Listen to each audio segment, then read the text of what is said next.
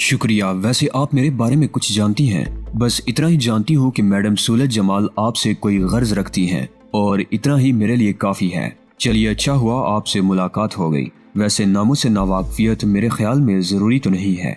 लोग ये जानते हैं कि मैं सूरज जमाल की सेक्रेटरी हूँ, इसलिए हो सकता है मैडम सूरज जमाल ज्यादा देर तक मुझे तुम्हारे साथ देखना चाहती हूँ। ताहम मैं जाती तौर पर तुमसे बहुत मुतासिर हूँ। अगर चाहो तो अपना नाम बता दो। मुझे अहमर गजाली कहते हैं। मैं दुर्दाना कमाल हूँ, उसने जवाब दिया। कमाल है, मैंने आहिस्ता से कहा और वो मुस्कुरा दी। वेटर से मशरूब के 2 गिलास लेने के बाद हम दोनों उसकी छोटी छोटी चुस्कियां लेते रहे। मैंने कहा, खानम सूरज जमाल ने कल 11 बजे मुझे अपने घर पर दावत दी है। मैं वैसे भी बाहर से आया हुआ हूँ और ये नहीं जानता कि इस वक्त मैडम सूरज जमाल अपनी कौन सी रिहाइश गाह में मुझसे मिल सकती हैं। 208 खियाबान जदीद, बस इतना काफी है। तुम्हें वहाँ पहुँचने में दिक्कत नहीं होगी। मैंने दिल में खुशी की लहरें महसूस की थी। बरतौर ये मुश्किल मरहला भी हल हो गया था। दुर्दाना कमाल बहुत दिलकश लड़की थी। मैंने चंद लम्हात के बाद उसे कहा, क्या आप भी इसी जगह मिलती हैं? हाँ, दिन में 9 बजे से लेकर रात 9 बजे तक, और उसके बाद मेरा अपना घर है और मैं वहाँ मिलती हूँ। और उस घर का पता मुझे नहीं मालूम हो सकता, मैंने जुर्रत करके कहा और वो निगाहें उठाकर मुझे देखने लगी। क्यों? इसलिए कि बाज लोग एक बार मिलने के बाद इस किस्म के तासुरात छोड़ जाते हैं कि उनसे बार बार मिलने को जी चाहता है, और आप उनमें से एक है मिस दुर्दाना कमाल। बहरतौर ये मसला बाद में तय हो जाएगा। पहले आप मैडम सूरज जमाल से मुलाकात कर लीजिएगा। बाज मसले पहले से भी पहले हो जाते हैं, आप इससे इत्तफाक नहीं करती। मैंने महसूस किया कि वो किसी कदर उकताई हुई सी थी, गालिबन जान छुड़ाना चाहती थी। चुनाचे मैंने मशरूब का गिलास रखते हुए कहा, आपके चेहरे पर फैली हुई उकताहट मैं देख रहा हूँ, और इसके बाद जाहिर है मैं आपसे मजीद कोई दरखास्त नहीं करूँगा। ओह नहीं, ये बात नहीं है। बस मैं इस एहसास का शिकार हूँ कि कहीं मैडम सूरज जमाल के प्रोग्राम के खिलाफ ये बात ना हो जाए। वैसे आप मुतमईन रहिए, कल तो मेरी आपसे मुलाकात हो ही रही है। मैं आपको कहीं ना कहीं थोड़ा बहुत वक्त जरूर दूंगी। ठीक है, मैंने कहा और अपनी कुर्सी से उठ गया। इससे ज्यादा इस तकरीब में शिरकत मेरे लिए मुमकिन नहीं रही थी। हालांकि यहाँ का रंगारंग मौसम बहुत हसीन था और इमारत भी बहुत शानदार, लेकिन इस बात को नजरअंदाज नहीं कर सकता था कि बिन बुलाया मेहमान था। कहीं भी किसी वक्त बेइज्जती हो जाने के इम्कानात थे, खास तौर से इसलिए कि मकामी लोगों से किसी भी तौर वाकफियत नहीं थी। फिर वहाँ से वापसी में कोई दिक्कत ना हुई और उसके बाद मैं रियो पैलेस पहुँच गया। रियो पैलेस में सामने के कमरे में अंधेरा छाया हुआ था और पता नहीं रोजाना फरनाज कहाँ गई थी। वैसे रोजाना फरनाज के लिए दिल में अब कोई लहर नहीं उठती थी। जिस अंदाज की लड़की थी, बस उससे तो यही दिल चाहता था कि उसे टॉफियां दी जाएं और वापसी का रुख इख्तियार किया जाए। भला शाम की रंगीनियां कैसे उसके साथ बायसे दिलकश हो सकती थी। बाद में मैडम सूरज जमाल के बारे में ही सोचता रहा था, आखिर ये खातून है क्या चीज, और ये मामला, उफ खुदा की पनाह। मैं जब भी इस मामले के बारे में सोचता तो दिमाग की रगें दुखने लगती। किस मुसीबत में फंसा दिया इस बार शहबाज अहमद साहिब ने मुझे। कोई सर पाँव ही ना था इस हंगामा खेजी का। वैसे मैंने ये फैसला कर लिया था कि मैडम सूरज जमाल से मुलाकात के बाद असल फैसला करूंगा कि मुझे इस सिलसिले में काम करना भी चाहिए या नहीं। किसी का पाबंद तो था नहीं। शहबाज अहमद साहिब से साफ साफ कह सकता था कि जो मामला मेरी समझ से ही बाहर हो उस पर क्या काम किया जा सकता है, सिवाय इसके कि अपने आप को मुश्किल में डाला जाए। जहन कुछ इस तरह बेजारी महसूस कर रहा था कि लिबास तब्दील करके नीचे डाइनिंग हॉल में आ गया और फिर काफी रात गए तक डाइनिंग हॉल में ही बैठा रहा। वहाँ की तफरीहात से लुत्फ अंदोज होता रहा। अब तक यहाँ जो बोर वक्त गुजरा था वो मेरे हिसाब से बदतरीन वक्त कहा जा सकता है। भरतौर बहुत रात गए वापस आया। रोजाना फरनाज के कमरे में उस वक्त भी अंधेरा छाया हुआ था और मैं किसी कदर उलझ गया था, लेकिन ये बात अच्छी तरह जानता था कि अब इसका राब्ता मिस्टर डिगल्सन से हो गया है। चुनाचे मेरी जिम्मेदारी उसके लिए कम से कम खत्म हो गई है। मिस्टर डिगल्सन खुद उसे संभालेंगे और उसकी निगरानी करेंगे। रात को सो गया, दूसरी सुबह को जागा, नाश्ता किया और उसके बाद मैडम सूरज जमाल के पास जाने की तैयारियां करने लगा। वैसे उन खातून को देखकर यह एहसास होता था कि अपने आप को बहुत लिए दिए रखने की आदी थी और खूब मेहनत करती है अपने आप पर, वरना हुस्न जवानी इस तरह कायम न रहती जबकि उम्र बहुत कम न थी। 11 बजे खयाबाने हदीद चल पड़ा और कुछ देर के बाद उस कोठी के सामने पहुंच गया जिसका नंबर मुझे दिया गया था। बहुत ही खूबसूरत इमारत थी। मैंने दरवाजे की बेल बजाई तो दरवाजा खोलने के लिए वही मोहतरमा यानी दुर्दाना कमाल तशरीफ लाई। मुझे देखकर बड़े मसरूर अंदाज में गर्दन खम की और रास्ता दे दिया। इसका मतलब है कि मेरी यहाँ आमद इंतहाई कारगर रही। कम से कम आपका दीदार हो गया। आप जिस सतह के आदमी हैं जनाब, उसके तहत तो मुझे इस बात पर हैरत होती है कि आप मेरी जानी मतवज्जे हैं, जबकि मैं तो सिर्फ एक मुलाजिमा हूँ। میری سطح کا اندازہ تم نے کیسے لگایا دردانہ کمال؟ کمال کرتے ہیں، واقعی کمال کرتے ہیں آپ۔ میڈم سولت جمال آپ کا بے چینی سے انتظار کر رہی ہیں اور آپ مجھ سے اپنی سطح کے بارے میں پوچھ رہے ہیں۔ بہرحال میرا اپنا خیال برقرار ہے، آج کے بعد اگر آپ چاہیں تو مجھ سے ملاقات کر سکتے ہیں۔ واپسی میں آپ کو پتہ بتا دوں گی۔ وہ مجھے ساتھ لیے ہوئے صدر دروازے تک آئی اور پھر اس نے صدر دروازہ کھول کر مجھے اندر داخل ہونے کی ہدایت کی۔ بہت بڑا ہال تھا جس میں نفیس دبیز ایرانی قالین بچھا ہوا تھا اور اس ہال میں 3 دروازے نظر آ رہے تھے جن پر پردے جھول رہے تھے۔ باقی ہال میں اور کوئی فرنیچر نہیں تھا۔ جس دروازے سے میں اندر داخل ہوا تھا وہ بہت مضبوط اور خاص قسم کی طرز کا بنا ہوا تھا۔ میں نے یہاں آنے کے بعد حیران نگاہوں سے چاروں طرف دیکھا۔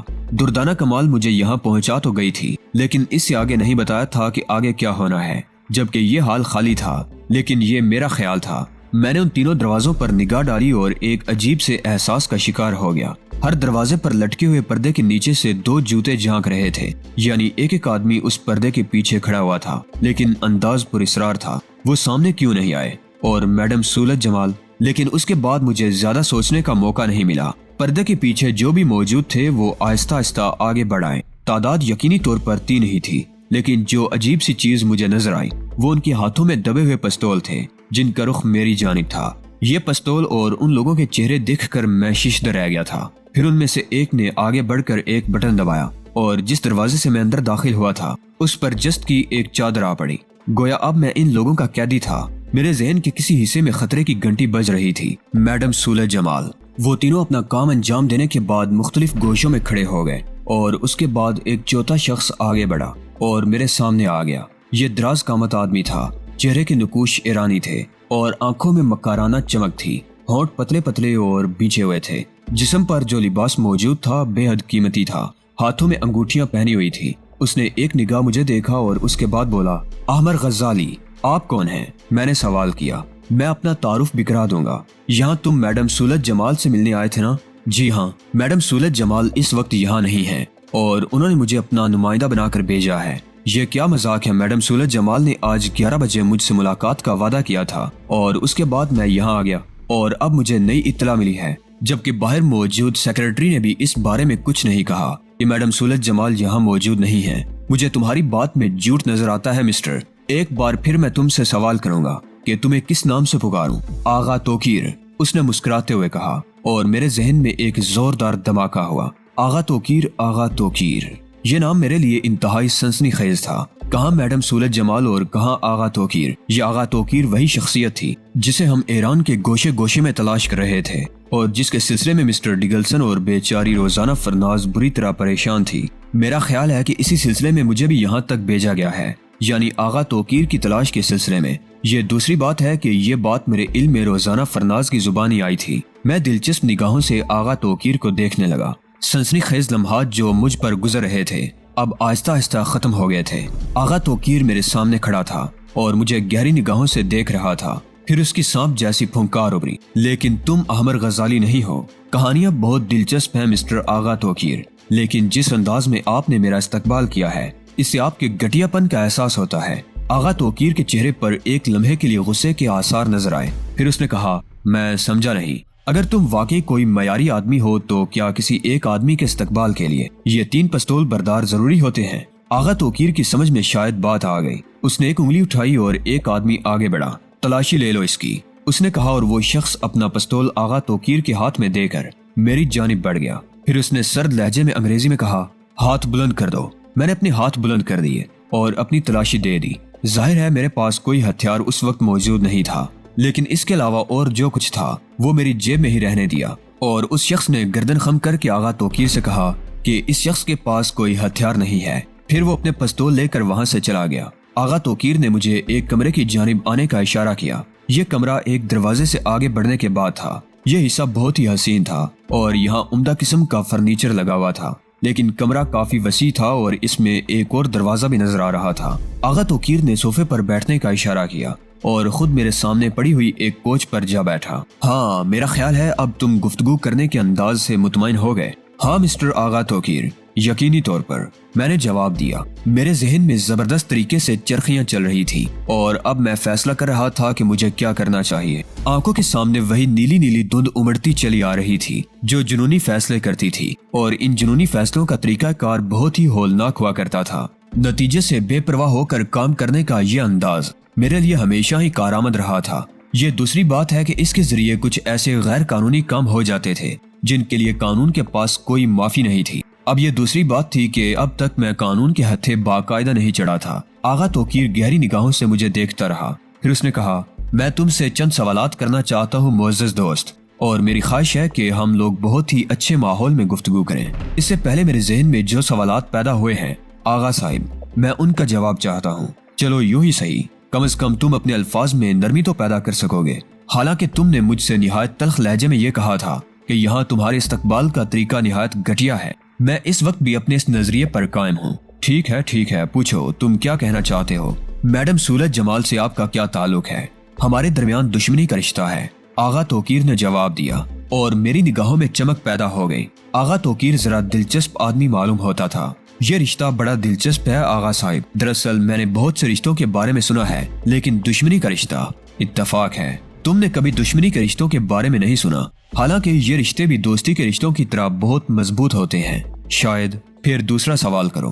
میں یہ جاننا چاہتا ہوں کہ اپنے دشمن کے گھر میں آپ کیسے نظر آ رہے ہیں؟ آغا توقیر نے آہستہ سے گردن ہلائی اور بولا، دراصل یہ سولت جمال کا گھر نہیں بلکہ میرا مکان ہے۔ کیا مطلب؟ مطلب یہ کہ یہ مکان میرا ہے اور تم اس وقت میرے مہمان ہو، لیکن سولت جمال نے میرا مطلب ہے، ہاں تھوڑی سی تفصیل بتائے دیتا ہوں تمہیں وہاں دیکھا گیا، سولت جمال سے تم ملے اور اس کے بعد میری ایک ساتھی لڑکی سولت جمال کی سیکرٹری کے روپ میں تمہارے پاس پہنچ گئی۔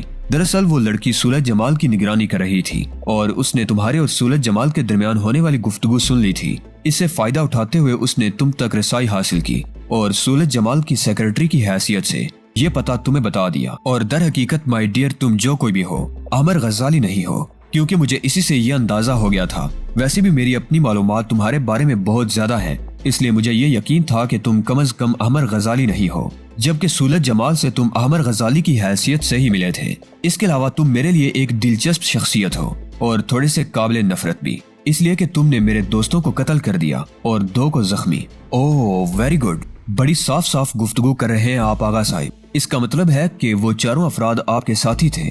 ہاں میرے بہترین کارکن، میرا خیال ہے تمہاری ابتدائی سوالات کے جواب تمہیں مل گئے ہیں۔ میں اس کے علاوہ بھی تمہیں ایک چھوٹی سی کہانی سنانا چاہتا ہوں۔ اب میں اس کہانی میں پوری دلچسپی لوں گا آغا صاحب۔ در حقیقت یہ ایک دلچسپ کام تھا جو آپ نے کیا، اور میں اس کارکردگی کی داد دیتا ہوں آپ کو۔ آپ نے بڑی خوبصورتی سے مجھے بغیر کسی شخص کی مدد کے اغوا کر لیا ہے۔ آغا توقیر کے ہونٹوں پر مسکراہٹ پھیل گئی۔ تو پھر سنو، یہ ایک عجیب و غریب کہانی ہے۔ ہو سکتا ہے تم نے ایک ایسی شخصیت کا نام سنا ہو جو بڑی اہمیت کی حامل تھی۔ کیا نام تھا اس شخصیت کا؟ ڈاکٹر شیرانی، آغا توقیر نے جواب دیا، اور میں نے پرخیال انداز میں گردن ہلاتے ہوئے کہا، میری معلومات بہت زیادہ نہیں ہے۔ یہ ڈاکٹر شیرانی کون ہے؟ ایک بہت بڑا محقق، بہت بڑا سائنسدان اور بہت ہی عظیم شخصیت کا مالک۔ ڈاکٹر شیرانی کو قتل کر دیا گیا ایک ایسے سلسلے میں جو بہت ہی عظیم تھا۔ وہ جو تحقیق کر رہا تھا وہ انسانیت کی بقا کے لیے بہت بڑی حیثیت رکھتے تھے، لیکن کچھ لوگ ایسے بھی تھے جو اس سے اختلاف رکھتے تھے۔ یہ وہ لوگ تھے جو اس تحقیق کو منظر عام پر نہیں آنے دینا چاہتے تھے۔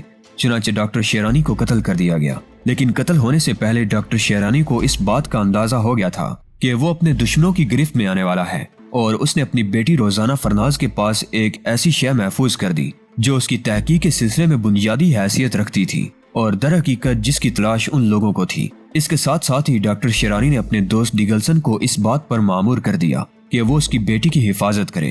مسٹر ڈیگلسن کا تعلق فرانس سے ہے۔ انہوں نے ڈاکٹر شیرانی کی ہدایت کے مطابق اس لڑکی کی پرورش کے لیے انتظامات کیے اور اسے اس طرح گمنام کر دیا کوئی بھی اسے نہ پا سکا۔ مسٹر ڈیگلسن کا خیال تھا کہ لڑکی کے سمجھدار ہونے کے بعد وہ اس سلسلے میں دوبارہ کام کا آغاز کریں گے اور یقینی طور پر اس سلسلے میں کوئی مناسب کارروائی کریں گے۔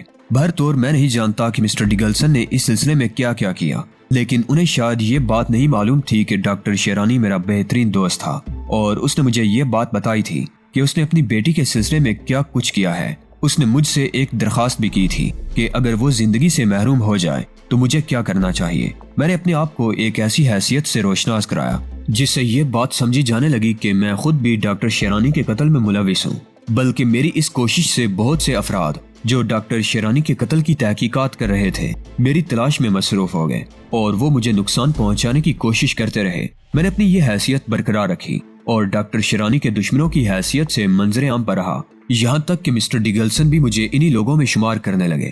پھر میں نے کچھ ایسے معاملات پیدا کیے جس سے یہ اندازہ ہو کہ میں اس سلسلے میں بہت زیادہ واقفیت رکھتا ہوں۔ ادھر مسٹر ڈگلسن ان تمام کوششوں میں کامیابی حاصل کرتے رہے اور بالآخر ایک ایسا وقت آ گیا جب انہوں نے یہ فیصلہ کیا کہ اب اس لڑکی کو منظر عام پر لے آیا جائے تاکہ اس سلسلے میں مزید کارروائی ہو سکے جس کا تعلق ڈاکٹر شیرانی سے ہے۔ مسٹر ڈگلسن کا نظریہ تبدیل ہو چکا تھا اور انہوں نے اس بارے میں ایک بہت بڑی سپر پاور سے گفتگو کر کے وہ تحقیق اس کے ہاتھوں فروخت کرنے کا فیصلہ کیا تھا۔ لیکن مسٹر ڈگلسن کو یہ بات معلوم تھی کہ ڈاکٹر شیرانی کی بیٹی روزانہ فرناز نہیں جانتی کہ اس کے باپ نے اس کے پاس کیا محفوظ کیا ہے۔ مسٹر ڈگلسن نے اپنے طور پر کوشش کی تھی کہ وہ خود روزانہ فرناز سے تفصیلات معلوم کر لیں، لیکن ایک معصوم لڑکی کو ان تمام باتوں سے باخبر رکھ کر وہ خود اپنی ہی حماقتوں کا شکار ہو چکے تھے، چونکہ روزانہ فرناز انہیں کچھ نہیں بتا سکی تھی۔ یہ بات میں اور صرف میں جانتا ہوں کہ وہ کون سی چیز ہے جس سے روزانہ فرناز کو اصل حقیقت کا پتہ چل سکتا ہے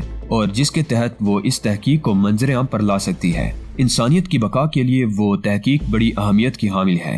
بس یوں سمجھ لو کہ وہ ایسے ایٹمی ہتھیاروں کے خلاف ایک مؤثر کارروائی ہے جو دنیا میں تباہی پھیلانے کا سبب بن سکتے ہیں، لیکن اس کارروائی کی بنا پر یہ ہتھیار بالکل غیر مؤثر ہو سکتے ہیں۔ اس طرح تم ڈاکٹر شیرانی کی اس حیثیت کا اندازہ لگا سکتے ہو۔ اگر یہ راز بھی اس سپر پاور کے پاس چلا جائے تو پھر یہ سمجھ لو کہ دونوں قوتیں اسے ہی حاصل ہو گئیں، بلکہ مزید قوتیں اسے حاصل ہو سکتی ہیں کیونکہ وہ دوسروں کے حربوں کو ناکام بنا سکتی ہے۔ چنانچہ وہ اس سلسلے میں زیادہ دلچسپی لے رہی ہے۔ اور اب میں تمہیں سولہ جمال کے بارے میں بتا دوں۔ سولہ جمال بھی اسی سپر پاور کے لیے کام کر رہی ہے۔ اس کا تعلق ایران کے شاہی خاندان سے ہے، لیکن در حقیقت اس کی کیفیت بالکل مختلف اور وہ ایک ایجنٹ کی طرح کام کر رہی ہے۔ ہو سکتا ہے تمہیں میری ان باتوں سے اختلاف ہو اور تم ان کے پس پردہ کچھ اور چیزیں تلاش کر رہے ہو، مجھے اس پر اعتراض نہیں ہے، لیکن اب مجھے اس بات کا حق پہنچتا ہے کہ میں تم سے تمہارے بارے میں گفتگو کروں۔ میں سنسنی خیز نگاہوں سے آغا توقیر کو دیکھ رہا تھا۔ یہاں تو کہانی ہی بالکل مختلف ہو گئی تھی۔ جو آج تک میری نگاہوں میں نیک نام تھے اب ان کی دوسری شخصیت میرے سامنے تھی، اور جن لوگوں کو میں خطرناک سمجھ رہا تھا وہ کارآمد ثابت ہو رہے تھے۔ بہت سے ایسے معاملات تھے جو بالکل الجھے ہوئے تھے اور ان کی کوئی وضاحت نہیں ہوئی تھی۔ میں نے گہری سانس لی اور آغا توقیر کو دیکھتے ہوئے کہا، اس میں کوئی شک نہیں آغا صاحب کہ یہ ساری کہانی بے حد الجھی ہوئی ہے۔ اس کی ترتیب کچھ اس طرح ہوئی کہ ڈاکٹر شیرانی نامی ایک شخص نے ایک شے ایجاد کی یا ایک فارمولہ دریافت کیا جس کے تحت ایٹمی ہتھیاروں کی تباہ کاری کو روکا جا سکتا ہے، اور اس کے بعد ڈاکٹر شیرانی اس دنیا میں نہ رہے، لیکن انہوں نے یہ فارمولہ اپنی کسی ایسی بچی کے پاس منتقل کر دیا جو اس وقت بالکل ناسمجھ تھی، اور اس کے ڈگلسن نامی ایک شخص کو یہ ہدایت کی کہ وہ فارمولہ محفوظ رکھے اور یہ بچی بڑی ہو جائے تو اس فارمولے کے سلسلے میں کوئی مؤثر عمل کرے۔ ڈگلسن نے اس لڑکی کو کسی کے سپرد کر دیا، اور جب وہ لڑکی بڑی ہو گئی تو ڈگلسن نے اس سلسلے میں عمل کرنے کا فیصلہ کر لیا، لیکن اس دوران ڈگلسن کی نیت بدل چکی تھی اور وہ اس فارمولے کو کہیں اور فروخت کرنا چاہتا تھا۔ یہی کہانی ہے نا؟ 100%۔ اور سولہ جمال بھی اس سلسلے میں اس سپر پاور کے لیے کام کر رہی ہے۔ بالکل اس طرح کئی پارٹیاں بن چکی ہیں جن میں سے ایک میں خود ہوں، لیکن میرے ذہن میں دراصل جو منصوبہ ہے وہ بالکل مختلف ہے۔ میں نہیں چاہتا کہ یہ فارمولہ کسی جنگ باز ملک کے ہاتھ لگ جائے اور وہ دونوں طرف سے اطمینان ہو جانے کے بعد اپنی قوتوں میں بے پناہ اضافہ کر کے پوری دنیا کو بلیک میل کر سکے۔ تو پھر مملکت کے حوالے کروں گا یہ فارمولہ، جس کے بارے میں دنیا جانتی ہے کہ وہ تخریب پسند نہیں ہے اور عمل پسندی پر یقین رکھتی ہے۔ مذہباً بھی وہ اسی کی قائل ہے اور وہ اس کے بارہا مظاہرے بھی کر چکے ہیں۔ اس قوت کا نام بتانا پسند کریں گے آغا توقیر؟ چین۔ آغا توقیر نے جواب دیا۔ میں گہری سوچ میں ڈوب گیا۔ پھر میں نے کہا، کیا آپ نے چینی حکومت سے اس موضوع پر بات کی ہے؟ نہیں، بالکل نہیں۔ اس کی طرف سے ابھی تک اس فارمولے کے سلسلے میں کوئی کارروائی نہیں ہوئی ہے، اور ظاہر ہے ہر شخص یا ہر حکومت اس سے واقف نہیں ہے، لیکن اس سے آپ کو کیا فائدہ ہوگا؟ کیا انسانیت کی بھلائی کے لیے کوئی کام کیا جائے تو اس میں مالی فائدے کا خیال رکھنا ضروری ہوتا ہے میرے دوست، آغا توقیر نے کہا۔ تو اس کا مطلب ہے آپ خالص انسانی بنیادوں پر یہ کام کرنا چاہتے ہیں؟ ہاں، خالص انسانی بنیادوں پر۔ اگر تم طنز کر رہے ہو تو تمہاری مرضی ہے، ورنہ میں جو کچھ کر رہا ہوں اس میں ایک ٹھوس سچائی ہے۔ ٹھیک ہے، بھر طور یہ تمہارا اپنا مسئلہ ہے، اب مجھے یہ بتاؤ کہ مجھ سے اس بارے میں کیا چاہتے ہو۔ بات دراصل یہ ہے میرے دوست کہ میں بہت عرصے سے اس مشن پر کام کر رہا ہوں اور اس کے لیے میں نے بہت بڑا سرمایہ بھی خرچ کیا ہے۔ میں چاروں طرف نگاہ رکھ رہا ہوں اور حارث پاشا نامی ایک شخص جس کے بارے میں مجھے یہ معلوم ہوا تھا کہ اسے مخصوص کیا گیا ہے روزانہ فرناز کے لیے کہ وہ روزانہ فرناز سے اس بارے میں تفصیلات معلوم کرے۔ یہ شخص جانتا تھا کہ اسے کس طرح اپنا یہ کام سر انجام دینا ہے، اور جب ہمیں یہ بات معلوم ہوئی تو ہم نے انتہائی کوشش کر کے اس شخص کو حاصل کیا اور اسے یہ پوچھا کہ وہ کون سا طریقہ ہے جس سے روزانہ فرناز سے یہ سب کچھ معلوم کیا جا سکتا ہے، لیکن اس پوچھ گچھ کے دوران وہ زندہ نہ بچ سکا۔ پھر اس کے بعد کچھ پراسرار لوگوں نے، جن کے بارے میں میرا خیال ہے کہ سولج جمال سر فہرست ہے، اس کی لاش کو اغوا کر لیا۔